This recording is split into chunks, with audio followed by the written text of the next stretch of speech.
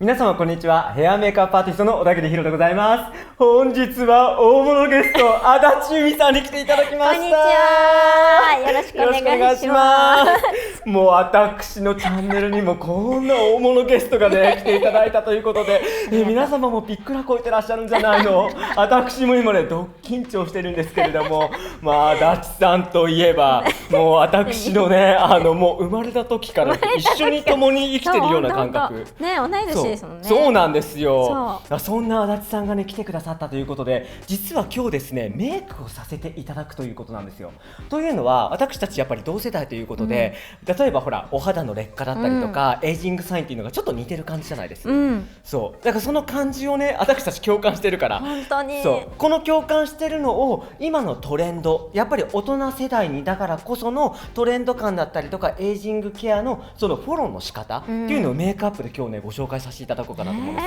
聞きたい、勉強したいです。そうよそれではスタート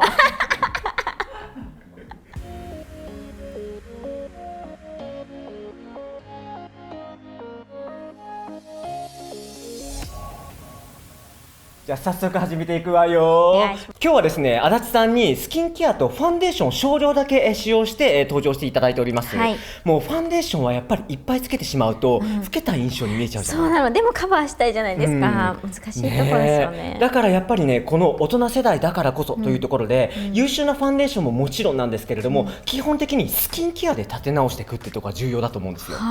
そうどうしてもやっぱりこう年齢重ねてくるといろいろ出てくるから隠蔽人生になりますそう隠蔽しまくってそうでしょうね。だけど足立さんは大丈夫よ、大丈夫。私今日ね実はこのスタジオに来ていただいた時にすっぴん見た時に、まあ綺麗ってね。いやそう正直私とね同じぐらいの上級者感あるわよ。ぐらいすっぴん綺麗なの。嬉しい。お世辞言わないから大丈夫。そうよそうなので今日はね足立さんのこのお目元のくすみっていうところを生かしたメイクアップにしていきたいので、完全にファンデーションのせておりません。そう少量だけ、ファンデーションのせた状態になりますので、この状態を目指していただくっていうのが、40オーバーの素敵な、メイクアップにつながっていきます。そうなのでここから、カラーメイクに行きたいと思うんですけれども、大人というとねどうしてもコンサバティブに転がりやすかったりとか、真面目になりやすかったりすること多いと思うんですよ。なんとなく全体的にいい感じに仕上げた正統派みたいな。でもそうするとつまんない人生になっちゃうでしょ。つまんない、遊びたいちょっとはでしょ。で足立さんもさよくほらファッションもさすごく遊ばれるタイプだから、それに合わせてメイクも遊びたいでしょ、ね、やっぱお仕事でもねやっぱりドラマでさいろんなメイクしてもらった時にさこれはいいこれはちょっと嫌なんて結構あるんじゃない。なんかドラマだと結局、本当に主婦みたいなのだと、そこまでメイクもできないし、確かにね。だからねいつも実はちょっとフラストレーションが溜まってる状態。なるほどね。なんかそれ感じたの私。だから今日はね私がすごいメイクさせていただくわよ。というのはですね今期のトレンド、昨年から引き続きのトレンドがですね Y2K を取り入れたメイクなんですけれども、Y2K というのはですね2000年代の流行を取り入れたメイクアップのことを言います。そう2000年代といえばね私たちがほら生きてた世代ということでちょっとほらギャル文化っていうのがあったじゃない。あったあった。そのギャル文化の時代を今の雰囲気に落とし込んだ人こそトレンドな人なんですよ。なるほど。でもそう簡単にさ、落とし込めないじゃないですか。だから私が今日いるんじゃないの。あなた何をおっしゃってらっしゃるの。そうということで今日はね足立さんのイメージではないピンクを使ってメイクをさせていただこうかなと思います。ピンクといってもフューシャピンク。フューシャピンクね。そうなの。フューシャピンク。フューシャピンクってなんだっけ。フューシャピンクってあなた何をおっしゃってるの。こちらでしょう。これカネボウさんのアイシャドウなんですけれども、こういった結構ねトーンの高いピンク。難しそうだけどね。そう難しそうなものをうまく取り入れた人こそハイファッション。わあ。そうよ。かっこいい。そうでもそのかっこよさというところは一気に出してしまうと奇抜に見えてしまうことで痛い感じになってしまうので、こういった奇抜なお色味というものをいかに自分っぽくいい感じに溶け込ませていくか、ここが勝負になります。そこでね使っていくのが、こちらそうよアイシャドウブラシでしょ。出ました。そうよブラシ出ました。そうこれをね実はこのピンクだけをのせると結構ドバッと色がねしっかりついてしまいますので、こちらのピンクをのせる際にはこのハイライトカラーといってちょっとね淡いピンク、これをミックスしながらのせていただくととてもいい塩梅になります。なのでまずはこの2色をねミックスしていきますね、はい、まずブラシに取っていただいたら必ず手の甲でトントントン結構やっぱり大人世代というのは面倒くさいからちょっとでも時短だからといって取ったらまんまいくまんまいくでしょダメでしょ先生もうねまぶたはやっぱり大人のまぶたってちょっとキメがさ乱れてくるじゃない、そうなのでキメが乱れてるまぶたにザッと乗せちゃうと粗さが出てしまうんですね、なので一度手の甲でトントントン、でここからまずスッとこの際の部分からスッと2色ミックスするとですね結構ふわっと曖昧についてくれますので、こういう感じで行ったり来たりを繰り返しながらアイホールまでにこうやってのせていきます。アイホールまでのせましたら色がちょっと強いなと思ったらですねこちらそういうブレンディングブラシでしょそうこのブレンディングブラシを使ってふわーっとなんとなくキメの中にフィットさせていきます。わあ素敵。こういう感じ肌に溶け込んでる感じしますでしょ。本当すごい。ちょっと見てちょうだい。これ綺麗でしょ。綺麗。そうこれがねフューシャピンクの存在感がちゃんとあるのに奇抜さがないでしょ。アイホールまで入れるのって結構難しくて、いつもこの二重まぶた分だけなんだけど、ここまで入れるとなるほどね。二重の幅がこうやって足立さんのようにある方はねもともとその状態で少しシャドウ感が出るんですね、なのでその上に二重ラインだけにアイシャドウを入れてしまいますとより重さが出てしまってアイメイクの美しさよりもちょっと重さと強さが強調されちゃうんですよ。はい。そうなのでアイホールまで大胆に乗せていただくっていうのがいいんだ。アイホールまでいいのよ。だからもういろんなそういった自分の固定概念、そういった殻から脱ぎ去って次の世界に行くのよそうよ次はね、こちらのねブラシ、ちょっとつくし型のブラシ、このブラシに持ち替えていただいたら、これね2色ミックスしていただくわけ。また、これをね目の下にものせます。目の下にもいっちゃうの。目の下ってやっぱり大人のまぶたというのは粉をのせた時点でも怖いじゃない、そしてこんなピンクのせていいのかって思うでしょそうけれどもやっぱ大人のまぶたってどうしてもね下は明るくしたりとか、ちょっとレフ板効果を狙ってハイライト入れる方いらっしゃるんですけれども、そうするとなんか化石っぽく見える。やだ化石になりたくない。そうなのよレフ板効果っていう効果はちゃんとあるんですけれども、目の下が白かったりとか目の下にハイライトっていうのが入ってますと若く見えるようで、綺麗に老けたおばさんに見えるんですよ。うわそうなの。そうなりたくないでしょ。なりたくない。そうやっぱり大人な粉でっていうのはですね2色ミックスしていただいたものの濃度、上はですね2色ミックスしたものを均一だったんですけれども、まぶたの下というのはですねこっちが多め3対1っていう感じで取っていきます。はい。そうで取っていただきましたら手の甲でトントントン、そうしましたらつくし型になりますのでこの先っちょをね立てていただいて、もともとあるこのくすみ、このラッシュラインの際の部分はくすみを残しております、なのでこの部分に薄くのせていきます。スッと薄くのせただけでももともとのくすみの上に乗っておりますのでより奥行き感が出ていると思います。こういう感じ。素敵になった。オシャンティーでしょ。オシャンティーになったよ。そうよ。すっごい。しっかり乗せてるんですけれども、ラッシュラインの際の部分を狙ったということと、いや本当にここのさ、くすみに重なった部分がいい感じでしょ。いい感じ。そうプラスいい感じなのがポップなピンクを使ってるのに、くすみを生かしていることによって大人な色気になってると思うの。色っぽいでしょ。そういいのよ。肯定してちょうだいよ先生。そうよ。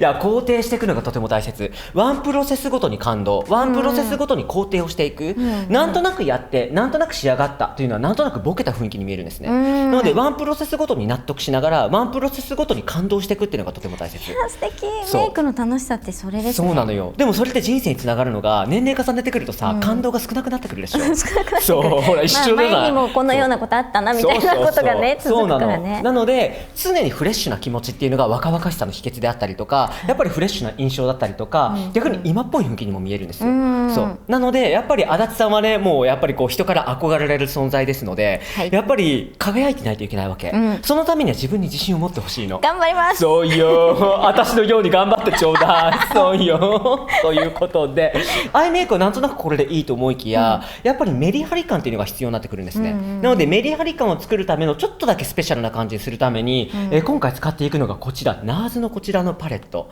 これチークなんですけれどもチーク&ハイライトなんですよ。でもこのねチーク&ハイライトのこのハイライトゴールドハイライトとこちらのピンクのですねこちら上のハイライトカラーのピンクをミックスしたものをお目ん玉の真ん中にちょろんとしていきますそうよ、わかる？そこをミックスするんだ。そう、こことここ、なぜミックスするかと申しますと、ピンクだけでももちろん素敵なんですが、こちらのゴールドを混ぜていただきますと、足立さんのこのボディのお色とお肌のお色というのは黄身寄りなんですね、なので黄身系のゴールドカラーがハイライトに入っていることによってピンクが浮かずにピンクが馴染んでくれます。なるほど。そう、全部計算人生。すごいね。そりゃそうでしょ計算づくの人。そう、計算づくの人なの私そうよ。でこのゴールドをねちょっとこうやって取っていくじゃない、取っていただいた後にこのピンクのねこのハイライトのカラーをちょろんと取ります、こうやって、はい。そしてこれをお目ん玉の真ん中にねトントントントントン、これは広げすぎずに真ん中だけにこういう感じでトントントン。本当に真ん中だね。そう、本当に真ん中よ。本当に真ん中に置くんだ。そうよ。こうしていただきますとお目ん玉、おはようございます。おはようございます。さあそうするとこういう感じでね瞬きするたびにね抜け感が出ると思います。ここでシルバーやホワイト系のカラーで抜け感を出すと、あからさまにコントラスト出したなっていう感じで、ちょっとやりすぎ感、若々しさが過ぎてしまうんですね。なのでこういった馴染み系のカラーでの、ハイライト感、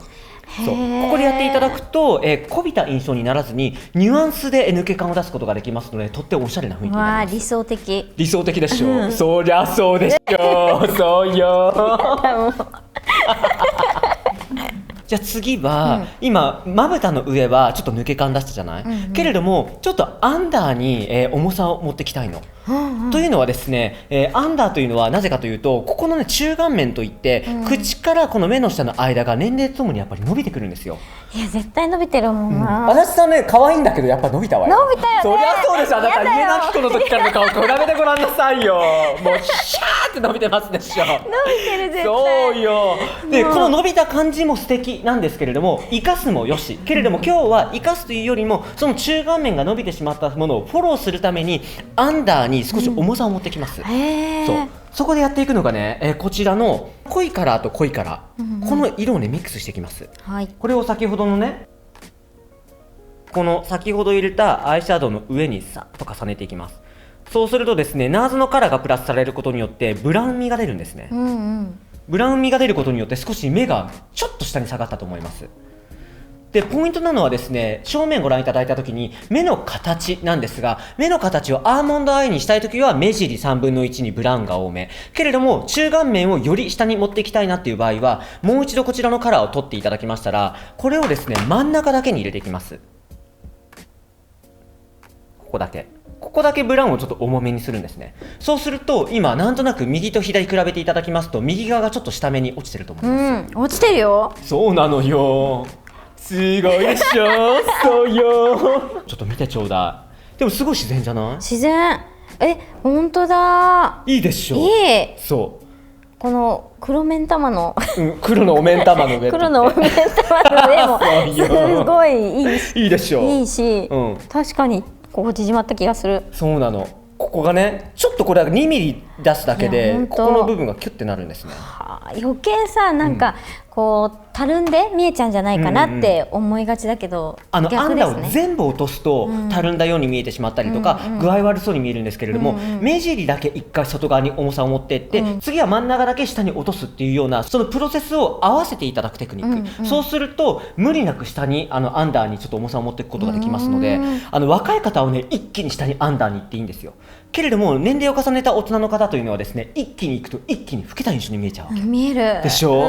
なのでこういう感じでやっぱ大人は一手間っていうのが大切になります、そう。じゃあ次にアイラインです、アイラインの入れ方によって目の形そして時代感っていうのがね出てしまうんですね、なので黒というトレンドというのが今来てるんですけれども、ブラックのライナーというのはですね一昔前はちょっと古いって言われてたんですね。やっぱり抜け感自体が長かったじゃない。長かった。みんなちょっとねブラウンとか、そうそうカラーライン使ったりとか、けれども最近のねトレンドというのは昨年からブラックライン、ブラックマスカラっていうのが戻ってきてますので、そのブラックっていうのを今っぽく落とし込むっていうのがとても重要、ということと、足立さんのようなもともとお目元の印象が強いという方はですね、ブラックをちょっと入れただけで目が強すぎてしまうんですね。そうなんです、それ悩みの一つで、ちょっときつく見えるっていうか、なるほどね、怖そうと思われちゃう。本当こんな可愛らしいフェイスしてるのにあらでもなんかやっぱり分かるのというのは、パーツごとにしっかりはっきりされてる方というのはですね、黒をちょっとでも入れるだけで一気に強さが出ますので、それとともにほらいろいろ経験してらっしゃるでしょね、今までの人生でいろんな経験値からやっぱりもしかしたらその黒を入れた瞬間に怖いって思われてしまうかもしれないんですね、けれども黒を一生抜いて生きていくとやっぱりいつの間にか古く見えてしまいますので、黒をこんなにいい感じに落とし込んでるんだっていうのをこの世代でやってほしい。ああ、なるほど。そう、そのためにやっていただくのが、こちらクリスチャン・ディオールの、ブラックのねペンシルアイライナー、こちらウォータープルーフになりますので、ペンシルといってもウォータープルーフなことによって汗や水に強いタイプのペンシルになります、でこれをどこに乗せていくかと申しますと結構真っ黒血系なのよ。本当だ、真っ黒血系だね。でこの真っ黒血系がね、足立さんのこのまつげのオイルとすごくリンクするわけ、なので実はリンクするっていうのがポイントで、リンクさせちゃいけないんですね。なのでまつげの根元やインサイドには入れちゃいけません。はい、そうというのはまつげの根元やインサイドにこちらのブラックを入れると、まつげが濃く見えちゃうんですね。濃く見せたい時はいいんですけれども、今日はまつげを濃く見せるメイクアップではなく黒をいい感じに見せるメイクアップになりますので、まつげは活かしながらまつげの延長線上の部分だけにブラックを使っていきます、正面鏡をご覧いただいた目を開けたまま目尻のこの終点です。ここ目尻のこの部分からちょっと目尻を引っ張っていただいて、ここからスーッと1本出します。そして大人はですね、この後綿棒を潰していただいて、潰していただいたこの角でスッと肌にフェードアウトさせていきます。この一手間か。そう、お料理と一緒じゃない最後の一手間でしょう。そう、じゃあこれ一度ちょっとご覧いただきまして、まつげにはかぶっていないんですけれども、まつげからつながってる感じでスッと1本出す。こんな入れ方したことないよ。あと笑った時にね、やっぱシワになるでしょ。シワが出たところでもうシワに隠れない程度のところに狙ってくる。この笑っても出るでしょ、黒が。ちゃんと出てる。これがあなた計算人生でしょそりゃそうでしょそうこういったブラックラインというのと、あと大人のまぶたというのはですね、目尻の部分がかぶってきて、せっかく黒を入れてもですね、まぶたにかぶって見えなくなるパターン、もしくは笑ったらなくなってしまうというパターンあるんですけれども、そこも考慮しながら自分のシワがどのように走っているか、自分のまぶたがどのようにかぶっているかを計算しながら、目尻からスッと1本引いていただくんですね。そうなので足立さんのベストなブラックのラインの位置は今のところ。今のところね、わかりました。そうよ。どうしてもさ、もうちょっと上にピュッてやりたくなっちゃう。なっちゃうんでしょ。それはね、願望としてね、OK よ。けれどもそこをグッと上に上げたいのは人生だと思うの。けれどもそう人生に置き換えておいていただいて、アイラインはちょっと下目に下げていくといいと思う。わかりました。そう年齢とともにですね、アイラインというのは20代は上で OK で、30代はちょっと下げて40代は平行ぐらい、そして50代になったら下げるっていうパターンがシワに沿っていくので、とっても美しいアイラインに見えるんですね。なるほどね。そうなので足立さんは少し平行形で今、アイラインを乗せておりますので、シワがいい感じに見えるんですよ。これシワとリンクしてないアイラインを入れるとシワが不自然に見えるんですね。そうなの。そうなんですよ。そうでしょう。そこ悩んでた、いつも。そうだからアイラインの位置、そして濃さというのもこれぐらいの塩梅がちゃんと存在感もありながらいい塩梅になってると思います。でこれでもこれだけじゃね Y2K にならないわけ。 Y2K というのはですね、ちょっとしたギャル感といって、少しやっぱり現役感というか、現役なんだけれども痛くないよっていう感じにしたいよね。そのために入れていくのがですね、このブラックを、目頭のくの字に入れていきます。目を開けた正面ご覧いただいて、目を開けたままこのくの字をスーッとこういう感じで毛が生えてないところに乗せていきます。こうするとキュッと引き締まったの分かりますでしょうか。見てみてうわお、まつげにかぶってないの一切、アイラインが。本当だね。で目幅がぐっと拡張されたの分かる。嬉しい。なんかもともとね、足立さんのお目元はクリンクリンガールなのよ。そうなのでクリンクリンさんのお目元はこのお目ん玉のフレームの真ん中に入れると丸みが強調されちゃうんですよ。なのでこの丸みのところにはブラックを入れずに、丸みからの外の部分にブラックを入れていただきますと、ちょっとアーモンドっぽい感じの目元になります。そうすると少しいい感じのギャル感出たの思わない？思うでしょ。ギャルになんてもう二度となれないと思ってたのに。いや、あなた何年これからあると思ってんの。50代ギャルも60代ギャルもあるのよ。そりゃそうよ、私永遠にギャルだからそりゃそうでしょ。じゃあ続いて、マスカラでございます、やっぱりマスカラレスっていうのが長年続いたんですけれども、大人はですねマスカラでちゃんと目元の好印象な雰囲気を作っていかなきゃいけない、そのためにはやっぱり少しビューラーで上げていきますね。こういう感じで根元からギュッと上げて目の中に光が入るような感じで根元を持ち上げます、はい、こういう感じでまたお目ん玉おはようございますでしょいやこういう感じで、実は足立さんのこのまつげというのもですね、結構量がまだ多いんですね、40代にしてはすごく毛が生き生きしてらっしゃって量が多いんですけれども、下に生えたままになりますと影となって目のきらめきがですね軽減されちゃうんですね、なので45度は必ず上げていく。そしてこの Y2K の要素というのはですね、まつげが美しく一本一本セパレートされてるっていうのがポイントになります、はい、あと最近のね若い世代、若い Z 世代もですね、まつげは今一本一本綺麗に仕立てるのがトレンドなんですよ。そうみんな一本一本細かくやるのもうそれ当たり前なのよ。当たり前なの。でもその当たり前を大人がやってるっていうところですごくポイントが上がるわけ。あのお姉さん誰みたいな、あのお姉さんみたいに私なりたいんですけどみたいな。うわ嬉しい。そう嬉しいでしょ。嬉しい。私もそう言われたいんですよ。あのお姉さんみたいになりたいねって、あのアンドロスジダス誰ってそう言われたいんですよ。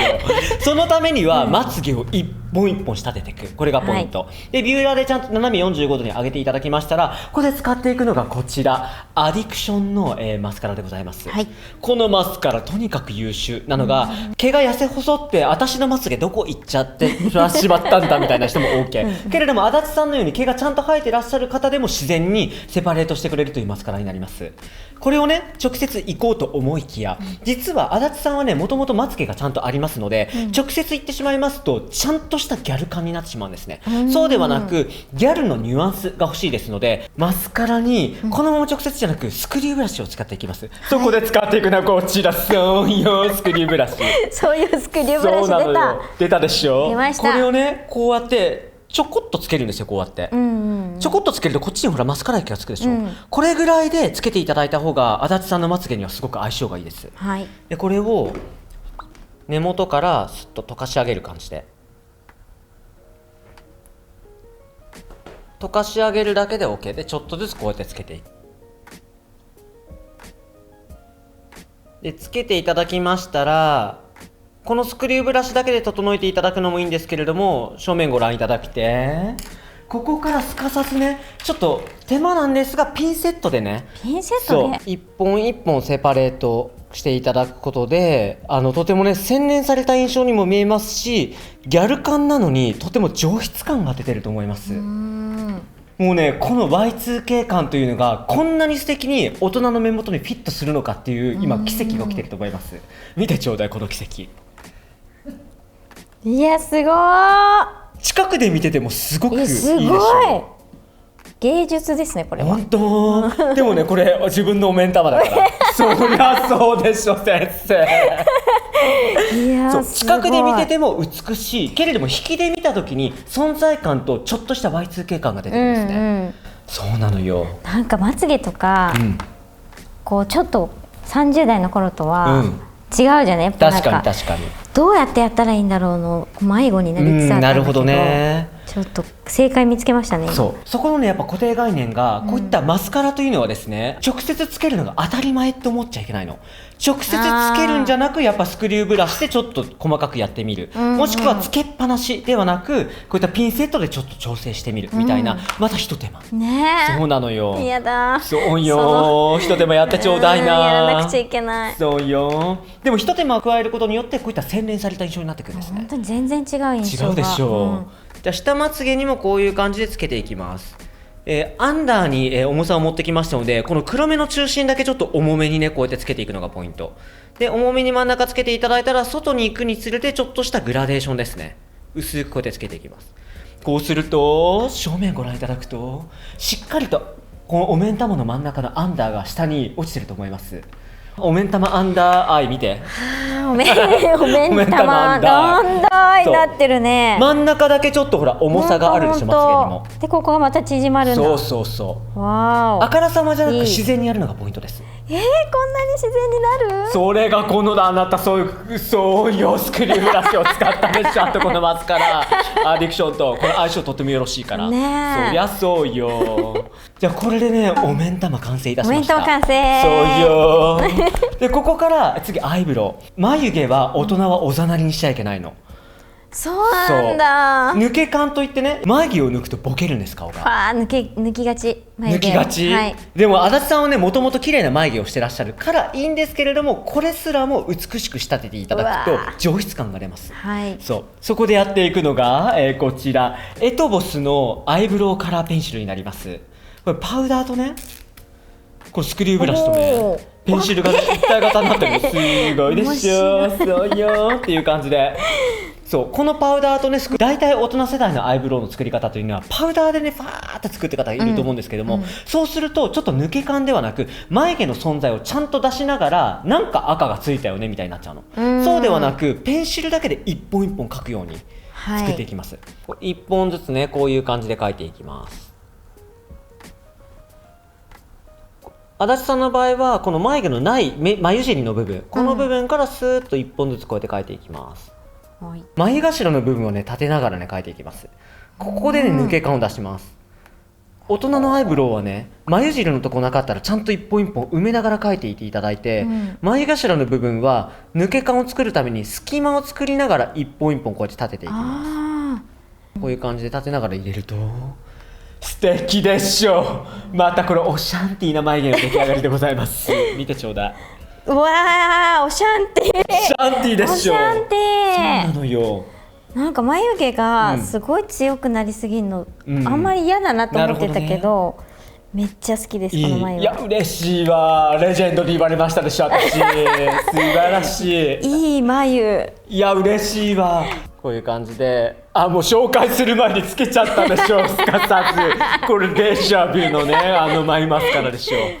そういいな。でもすごいいいよ。これ使ったことない。足立さんはね、眉毛がやっぱりちょっと強めなので、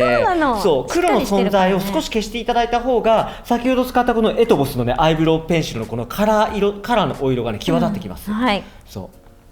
うどう？最高ですね。最高裁判所でしょ。そうよ、最高裁判所って言って。最高裁判所。そうなのよ。こういったねアイブロウという部分で、足立さんはもともと毛が濃いので少し気になってらっしゃったんですけれども、気になってるから何もしないとか薄くしたり消すではなく、主張をしながら抜け感を出していくっていうのが大切なんですね。そのためには、今日の、コンビネーションカラーアイブロウペンシルでちゃんと存在感を出しながら毛の色を少し柔らかくしていただく。そうすることによってアイメイクとの相性とてもよろしくなったの分かりますでしょうね。もうこれで、眉毛はいい感じ。やったー。そうよ。ということで、次はチークです。チークはですね、血色感が出るニュアンスがとても大切で、チークメイクっていう雰囲気になってしまいますと、それこそやっぱり本当にポップな印象で若々しさの痛さに変わってしまいますので、そうではなく大人の頬というのはですね、内側の血が通ってるかのような、そういった雰囲気の、ね、血色感を出していきます。そこで優秀なのがこちら、ジル・スチュアートのね、このリキッドタイプのチークでございます。リキッドなのこれって。わあ本当だ。結構うるうるの。そうなの。みずみずしいテクスチャーになりますので、大人の頬ってやっぱりさちょっとシワっぽくなりやすいでしょ。なる。チーク一開けた瞬間に一気に老けるでしょ。そうなのよ。本当そうなの。なんですが、こちらはリキッドタイプになりますので、みずみずしいテクスチャーなのでお肌にフィットしながらも粉っぽくならないんですね。これに直接言ってもいいんですけれども、大人の頬というのはですね、チークをしっかり乗せてしまいますとシワに入る可能性があります。なのでここにプラスアルファしていただきたいのが、先ほどベースで使いましたこのファンデーション。このファンデーションをミックスしていきます。ミックスしちゃうの？ファンデーションチークみたいな感じになる。ほら本当だ。こうしていただきますと、塗りムラもなくすごい簡単に綺麗な血色感を出すことができます。これで馴染むのか。乗せ方は、骨格矯正効果として足立さんもともと綺麗な骨格してらっしゃるんですが、さらに際立たせたい時、もしくはこの頬の部分が丸くなって落ちてしまってどうしても顔の形が綺麗に見えないという方、そういった方はですね、このチーク取っていただいたら頬のトップの高いとここにトン、ここからトントントン、こうやって台にね広げていきますわよ。そして台に広げていただいてトントントントンとこのままトントントントンしていくわけ。薬指で乗せていただいたらこのままこの指でトントントンからの何もついてないこの中指、これでトントントンとぼかしていきます。でぼかしていただいたらこれでぼかしが終わりと思いきや、今度はですねまたさらに何もついていない人差し指、でさらにこのフレームゾーンぼかしていきます。この3ステップですごい綺麗に肌に溶け込んでくれます。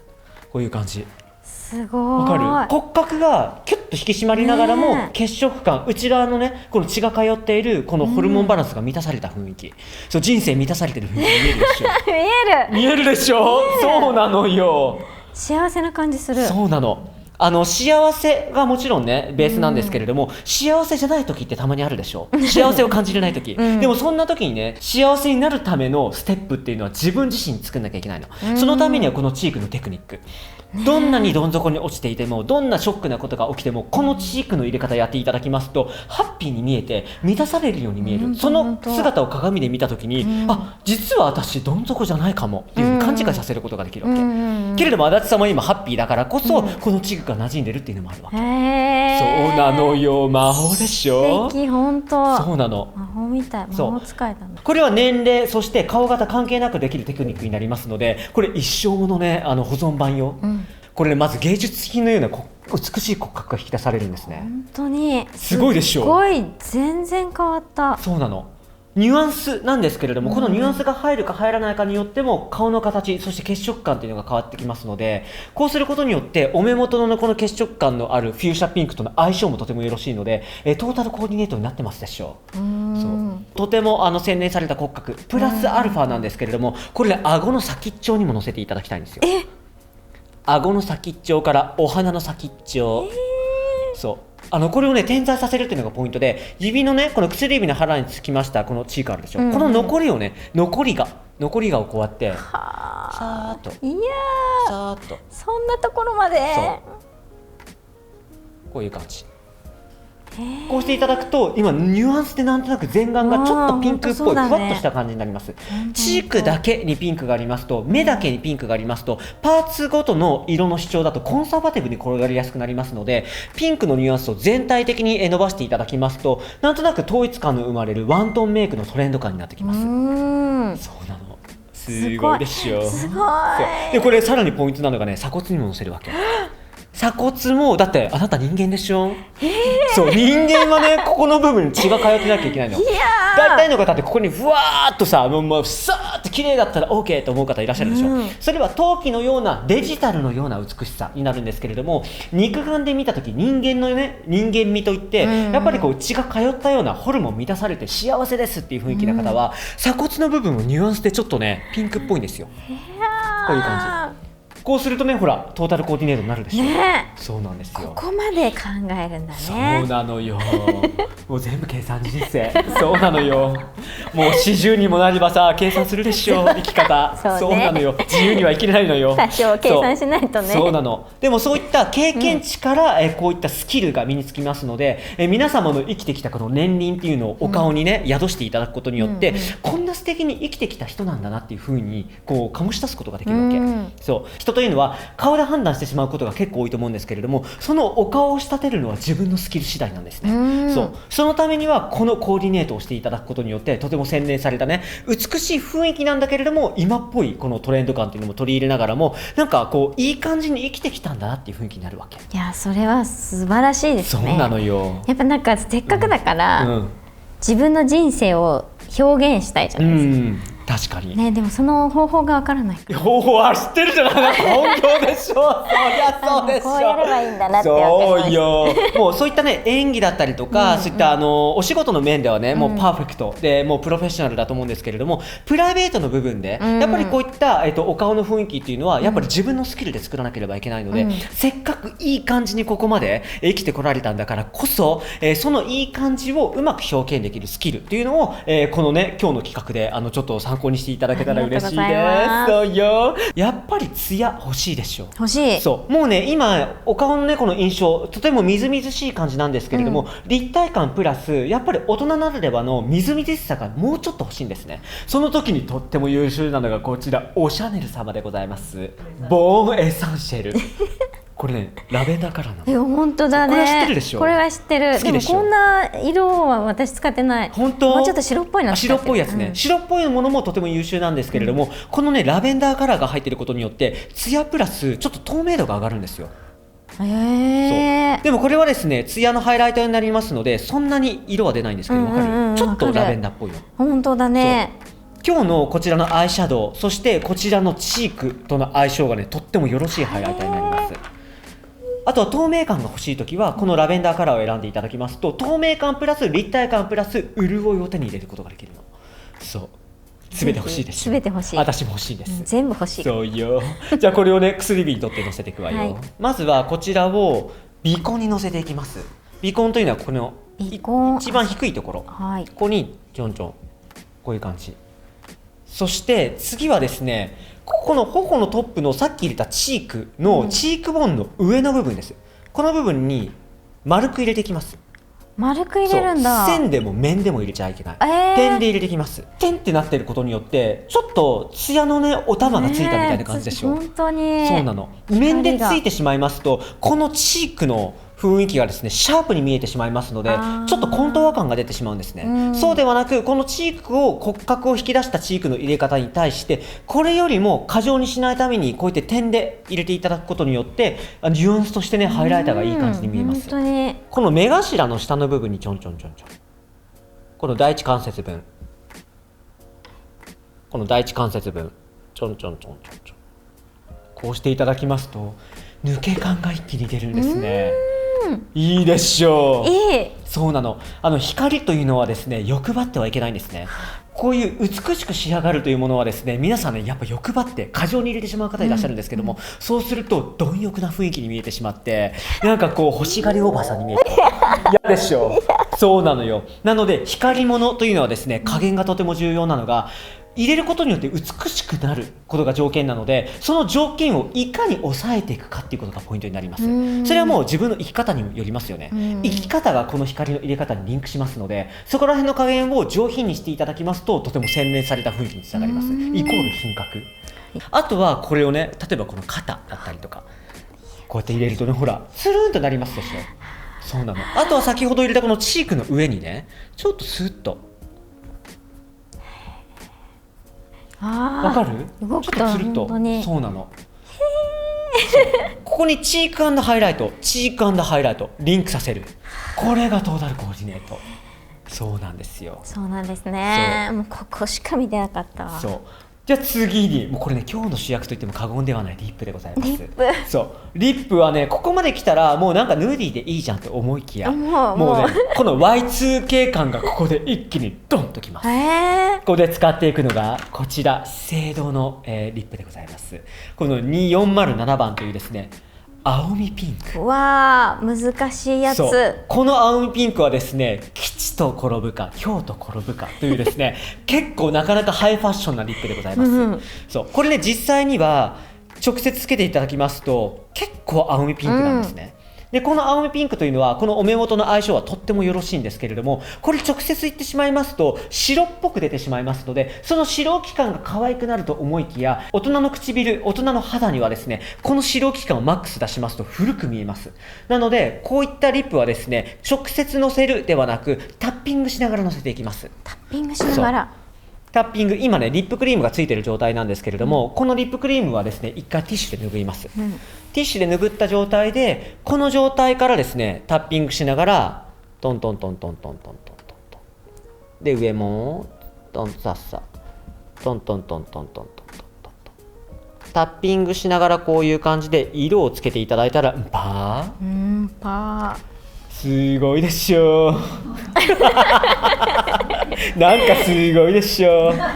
そう今ほらちょっと青み入れただけでもなんとなくちょっとさ、いい感じでしょ、でも白っぽいのに白浮きしてないんですね。なのでこういったちょっと挑戦しづらいようなトレンドのリップというのはですねこういったタッピングしながらのせるテクニック、そして唇の際までのせていかない。これ唇の際までしっかりのせますと色の主張が前に出過ぎてしまうことで浮くんですね。なので浮かないためには元々のこの唇の口角のお色味を生かしながら口角の色味からのグラデーションでトレンド感は真ん中にだけでトップの上もですねこの真ん中だけトントントントントントンという感じでこの唇の縦に割った3分割の真ん中の部分だけはしっかりこのお色味が出て OK。 こうしていただくとで向かいバーすごいでしょう。いやこうしていただきますと今ちょっとご覧いただいていいですか。いやおしゃれ。そう絶対挑戦しづらいっていうものに対してもこの唇の3分の1にだけにプラスする。そうなんだ。そうする口角の色って自分の色じゃない、口角まで塗っちゃうもんな。そうその概念を取り払っていくのがとても大切、はい、そうなの。それがおしゃれ上級者。素敵。そうよ、いいでしょう、これで今ね完成しました。でここから今ねこの状態でも素敵なんですけれども、やっぱりヘアスタイル、このヘアスタイルがちょっと変わっただけでまた素敵な雰囲気になりますのでじゃあこちらにどうぞ。すごいでしょ。はい完成しました。素敵。いやまたニューアダツユーミーっていう感じでさ、新しい自分に出会いました。いや嬉しいわ。だってもういろんなプロのメイクさんにさメイクしていただくでしょ、でもやっぱりこれもこれでまた新しい足立さんということと、またちょっと私がさメイクさせていただいた時にまたちょっと違った雰囲気だったじゃない。全然違って、大好きです私。いや嬉しい。本当に泣きそう。天才天才ですねやっぱ。ありがとうございます。嬉しい。実は今日メイクさせていただいたものがですね、大人ミューズ4月号で紙面の方でねまたメイクをさせていただいているんですけれども、それを再現したメイクアップでございます、で細かいことはね紙面の方にまず書いてあるということと、あともう1体、メイクさせていただいておりますので、そっちもめちゃめちゃオシャンティーなのよね。見てほしい。そうなのよ。今日の雰囲気とは全くガラッと違った雰囲気のね新しい足立さんの、メイクになっておりますので、ぜひぜひ4月号チェックしてみてください。そしてさらにねチェックしていただきたい理由というのがあるんですよ、なんと私がですねまた4月号で付録を作らせていただきました。こちらよ。すごいでしょ。そうなのよ。上質なこのレザー調のポーチ、これだってさ大人が持ってても上質な感じに見えない。本当にカラーも素敵だし。そうなのよ、このグレージュっていうのが私の今の気分っていうことと、実はねヒーローって入ってるんですよ。小さいヒーローでしょ。主張してる。そうでしょ。ここはねちょっと控えさせていただきました、というのはやっぱりね皆様がね旅行とかねそういった特別な時にも持っていっていただきたいですし、ドレッサーのところに置いといていただくっていう形でもいいと思うんですよ、というのはねなぜかというとこれね開けますとこういう感じになるんですよ。すごい入るんですよ、物が。すごいですね。そうなのでドレッサーのところにねこのいつも使うスキンケア、メイクアップ製品を並べていただいてもいいですし、旅行の時にこのままバーッと閉めて持ってってもいいんですよ。そうなの。やっぱ時短人生でしょ。そうなのよ。わざわざ一個一個こうやって細かく入れられないでしょ。そうなの。そういった時にこのねお色味自体もやっぱお部屋に馴染みやすいお色ということと、やっぱり上質感というところにこだわりました。実はですねこれ私が欲しくて作らせていただいたので、おそらくねみんなも欲しいと思ってくれるんじゃない。欲しい。そうね、ビーナスのみんな、私のファンビーナスって言うんですけれどもそうビーナスのみんなも絶対欲しいと思うし、大人ミューズファンの方もね本当にこれは大人な雰囲気をまとうことができるポーチということと使い勝手がとってもよろしいですので、私はねいつもね普段使わせていただいている製品とこのね足立さんがプロデュースされたこのウッドの製品これめちゃんこいいから超いいわよ。というのはね皆様ね今日足立さんのねベースメイクの時点でご覧いただいたと思うんですけれども、本当にごく薄付きのベースメイクなのに本当に透明感のあるみずみずしい肌だったでしょ。そう40を超えてこの肌は結構ねないんですね。そう40を超えた大人の肌というのはですね、おはようございますと入ってきた時にはあらあらっていう感じが多い。そうおやおやどこをどう隠さなきゃいけないかなっていうのが結構多いんですけれども、今日ね足立さん来られた時にはほぼ隠すところがなかったというのはウプトの製品がやっぱり底上げしてくれてるんだなっていうのを感じました。本当にでもウプトを作り始めてから、私の肌も安定しましたね。なるほどね、でも普段さ撮影とかでさ、だってこの前だって撮影後にさ夜中まで撮影だったでしょ。そうなんですよ、もう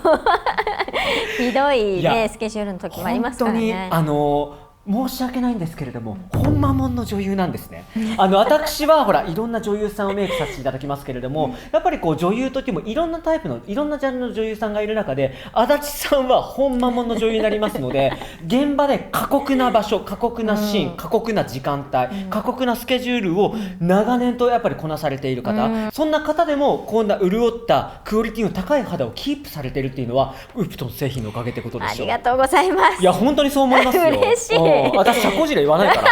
そりゃそうでしょう、そうよということで、はい、いや本当実はね私も使わせていただいてるんですけれども、みずみずしくてまず使いやすいというところと、やっぱりお肌がねちょっとこう揺らいでる時にも使いやすいなっていうのを感じました。そうですね、優しいですからね、なのでやっぱり普段ねメイクアップの前だったりとか、なんかこうあんまりつけたくない日っていうどんな時でも使いやすいかなと思った。そう、べたつかないし、しっかり潤いはキープされるし。そうだね、でそんな製品もねこれに入るっていうことでね、いやこれ本当にいいわよ。これ私がね今お気に入りで使わせていただいている化粧品だったりもするんですけど、すごい量入るね。そうなのよこれすごい。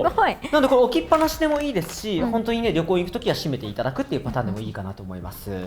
じゃあそんな感じで、今日は足立さんも私の YouTube チャンネルに来ていただきまして本当にありがとうございました。めちゃくちゃ楽しかったです。嬉しい